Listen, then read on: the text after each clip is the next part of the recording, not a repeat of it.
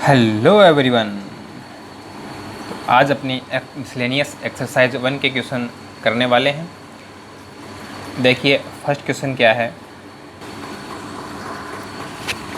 First question है, इसमें अपने को 4 सेट दे रखे हैं, 4 सेट दिए हुए हैं ए बी सी डी। कौन सा सेट किसका सबसेट है ये हमें इसमें बताना है। ठीक है, अब देखिए सेट ए है। सेट ए में वो एलिमेंट हैं जो इस इक्वेशन को सोल्व करने से मिलेंगे। ठीक है, और x कैसा होगा, एक रियल नंबर होगा। तो हम क्या करेंगे, इस इक्वेशन को सोल्व कर लेंगे। क्वाड्रेटिक इक्वेशन है, द्विघात समीकरण है। ठीक है, x - 6 x - 2 ये इसके फैक्टर हो जाएंगे। तो x की जो वैल्यू होगी वो क्या आएगी, 2 और 6 आएगी। तो हम लिख सकते हैं कि इसमें जो एलिमेंट हैं वो हैं 2 और 6। अब देखिए कौन सा किसका सबसेट है। तो सेट ए में एलिमेंट हैं 2 और 6। ठीक है, अब 2 और 6 हैं वो सेट बी में भी हैं। इट मीन्स ए सबसेट होगा बी का। 2 और 6 सेट सी में भी हैं। इट मीन्स ए सबसेट होगा सी का। ठीक है, अब देखिए बी में एलिमेंट हैं 2 4 6। अब ये जो एलिमेंट हैं वो सेट सी के अंदर हैं। बी सबसेट होगा सी का। डी में है 6 और 6 है वो सेट ए में भी है, सेट बी में भी है, सेट सी में भी है। So D subset A, D subset B, D subset C. तो ये जो सेट्स हैं, ये जो समुच्चय हैं वो आपस में क्या होंगे, एक दूसरे के सबसेट होंगे। ठीक है, अब है क्वेश्चन नंबर 2। क्वेश्चन नंबर 2 है, इसमें अपने को कुछ स्टेटमेंट दिए हुए हैं, कुछ कथन दिए हुए हैं। अब हमें ट्रू फॉल्स बताना है कि कौन सा तो ट्रू है और कौन सा फॉल्स है। अब देखिए क्वेश्चन नंबर 2 में फर्स्ट जो स्टेटमेंट है वो क्या है, x belongs to a and x2 belongs to and a belongs to b। देखो क्या है, x है ये कोई एलिमेंट है। ठीक है, और x है वो सेट a का एलिमेंट हो गया। इसका मीनिंग तो ये हो गया a बिलोंग्स टू b। अब ये जो सेट था a, ये ऐसा का ऐसा किस में चला गया, b में चला गया, यानी ये सेट b का एलिमेंट बन गया। देन x बिलोंग्स b, तब x है वो सेट b में होगा क्या, ये हमें इसके अंदर बताना है। तो देखो x a में है और a है वो b का क्या है, एलिमेंट है। तो x b में होगा क्या, नहीं होगा। ठीक है, तो ये जो स्टेटमेंट है वो क्या हो जाएगा, फॉल्स हो जाएगा।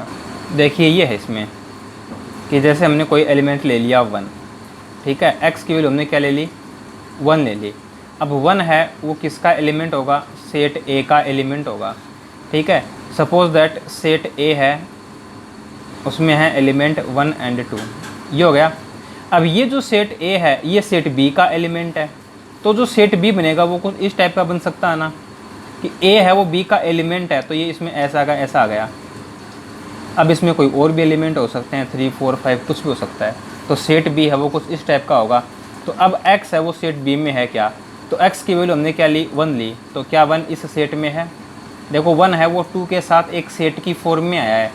1 का अकेले कोई अस्तित्व नहीं है। ठीक है ना, तो 1 है वो सेट बी में, 1 सेट बी में नहीं है। 1 does not belongs to B. It means जो स्टेटमेंट है वो क्या है, फॉल्स है। सेकंड देखिए, if A subset B and B belongs to C then A belongs to C. A subset है बी, इट मीन्स ए के सारे एलिमेंट बी के अंदर हैं। B बिलोंग्स टू C, जो सेट B है ये ऐसा का ऐसा किसका एलिमेंट बन गया, सेट C का एलिमेंट बन गया। तो क्या ये जो सेट है A है ये सेट C का एक एलिमेंट बन जाएगा क्या, नहीं बनेगा। ठीक है, तो ये जो स्टेटमेंट है वो क्या होगा, फॉल्स होगा। ठीक है, एग्जाम्पल लेके हम इसको अच्छे से समझ सकते हैं जैसा हमने फर्स्ट क्वेश्चन को किया है। थर्ड देखो, A subset B and B subset C, A subset B, A के सारे एलिमेंट बी में हैं, बी सबसेट सी, बी के सारे एलिमेंट सी में हैं। इसका ये मीनिंग हो गया देन ए सबसेट सी। तो क्या ये होगा? बिल्कुल होगा।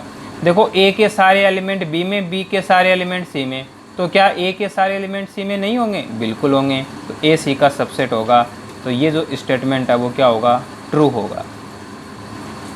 फोर देखो, ए नॉट सबसेट बी, यानी ए के ऑल एलिमेंट्स, सारे एलिमेंट सेट बी में नहीं हैं। B not subset C, B के सारे एलिमेंट सी में नहीं हैं। Then A not subset C. अब ए बी का सबसेट नहीं है, बी सी का सबसेट नहीं है, तो ये ज़रूरी थोड़ी है कि ए सी का सबसेट नहीं होगा, हो भी सकता है, नहीं भी, लेकिन स्टेटमेंट बोल रहा है कि नॉट सबसेट, तो ये क्या होगा? फॉल्स होगा। ठीक है, देखो एक एग्जांपल लेते हैं, सेट ए बी सी लेते हैं, ठीक है, और वो सेट ऐसे लेंगे कि ए के सारे एलिमेंट बी में नहीं हो, बी के सारे एलिमेंट सी में नहीं हो, लेकिन ए के सारे एलिमेंट सी में हो।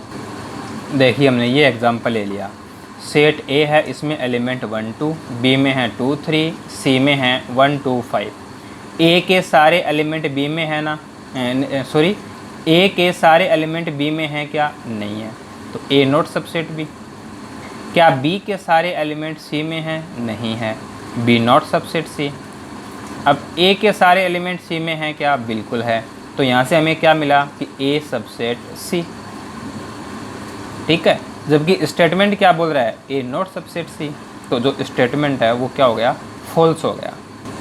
देखिए fifth, x belongs to A, x है ये सेट ए का एलिमेंट है, and A not subset B, A है वो बी का सबसेट नहीं है, ए बी का सबसेट नहीं है।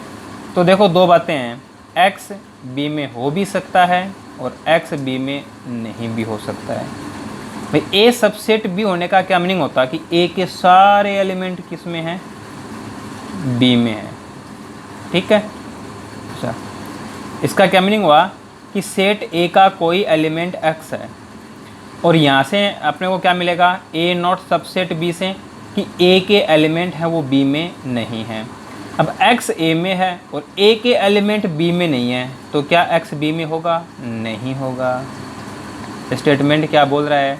x belongs to B. ठीक है, जबकि x does not belongs to B होगा, इट मीन्स स्टेटमेंट क्या होगा? फॉल्स होगा। ठीक है ना, स्टेटमेंट फॉल्स है। ए बी का सबसेट है, A subset B, and x does not belongs to B, then x does not belongs to A. अब देखो a सबसेट b, तो a के सारे एलिमेंट b में हो गए ना, a के सारे एलिमेंट b में है, तो यदि कोई एलिमेंट b में नहीं है तो क्या वो a में हो सकता है? कोई एलिमेंट b में नहीं है तो क्या a में हो सकता है? बिल्कुल नहीं हो सकता। जबकि यहाँ से क्या जो स्टेटमेंट है वो क्या बता रहा है कि x does not belongs to b, then x does not belongs to a, x does not belongs to a। तो बात तो बिल्कुल सही है। तो ये जो स्टेटमेंट है वो क्या हो जाएगा? ट्रू हो जाएगा। ठीक है, चलिए क्वेश्चन नंबर 3 देखो, let a b and c be the sets such that a union b equal a union c, that b equal c। A B C ये अपने को 3 सेट दे दिए। ठीक है, अब ए बी सी सेट हैं वो कैसे हैं कि ए यूनियन बी है वो इक्वल है ए यूनियन सी के, और ए इंटरसेक्शन बी है वो इक्वल है ए इंटरसेक्शन सी के।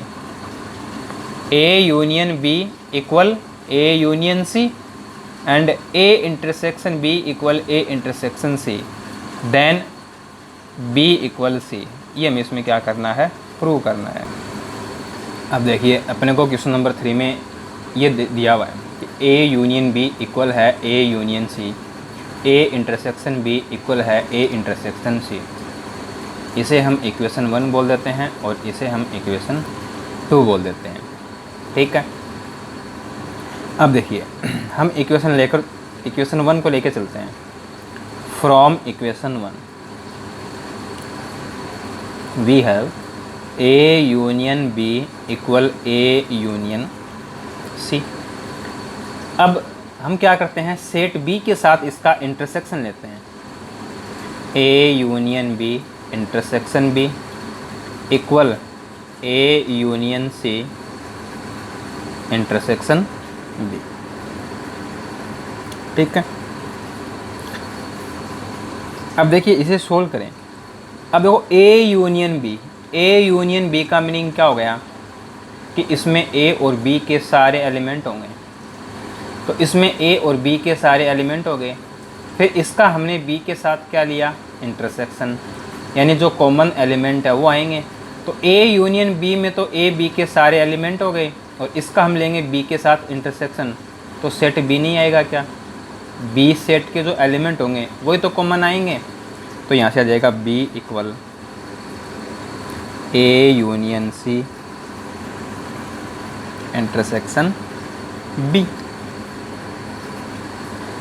अब देखिए इसमें हम डिस्ट्रीब्यूशन लॉ लगा दें, वितरण नियम लगाएं, तो ये क्या बन जाएगा, A intersection B union A intersection C intersection B equal क्या है, B.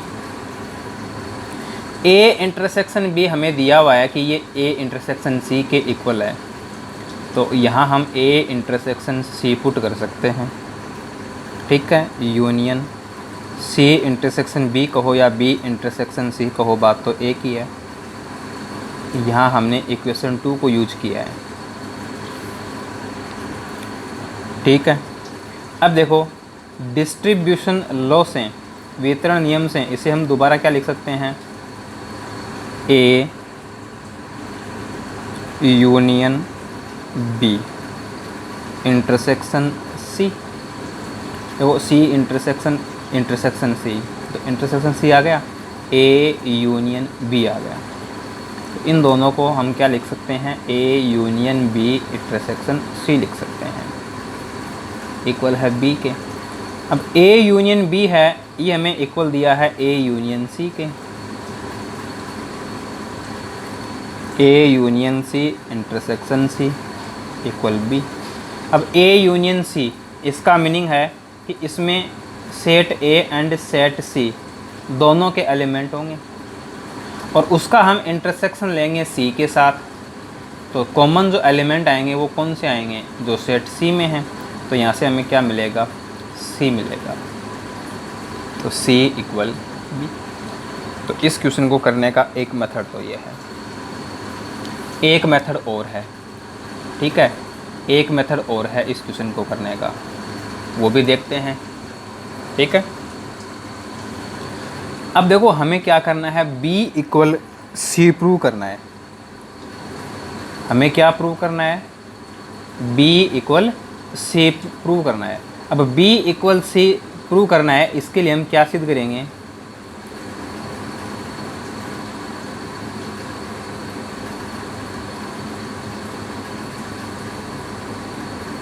we have to prove B subset C and C subset B। ये प्रूव कर दें, B सबसेट होगा C का, C सबसेट है B, तो सीधी सी बात है B इक्वल C होगा। ठीक है, तो हम फर्स्ट पार्ट लेकर चलते हैं इसका, B सबसेट C, ये हम इसमें प्रूव करेंगे। ठीक है, let X belongs to B, हमने सेट B का कोई एलिमेंट ले लिया। अब यदि हम यही एलिमेंट सेट C में बता दें तो B सबसेट होगा C का। हमने एक एलिमेंट सेट B का लिया है, यदि यही एलिमेंट हम C में बता दें तो B सबसेट होगा C का। ठीक है, अब देखिए X यदि B सेट का एलिमेंट है तो X है वो एलिमेंट होगा A यूनियन B का, क्योंकि A यूनियन B में तो दोनों के एलिमेंट होंगे, तो X belongs A union B। But A union B है वो तो A यूनियन C के इक्वल है, A यूनियन B है वो इक्वल है A यूनियन C के, तो यहाँ पे हम A यूनियन C लिख सकते हैं। ए यूनियन बी इक्वल है ए यूनियन सी के। तो यहाँ से हमने ए यूनियन बी को ए यूनियन सी से रिप्लेस कर दिया। X belongs A union C का मीनिंग क्या होगा? एक्स बिलोंग्स ए और एक्स बिलोंग्स सी, इसका ये तो मीनिंग होगा ना। एक्स है वो ए यूनियन सी का एलिमेंट है, इसका मीनिंग क्या है कि एक्स या तो सेट ए में है या फिर एक्स सेट सी में है। अब देखो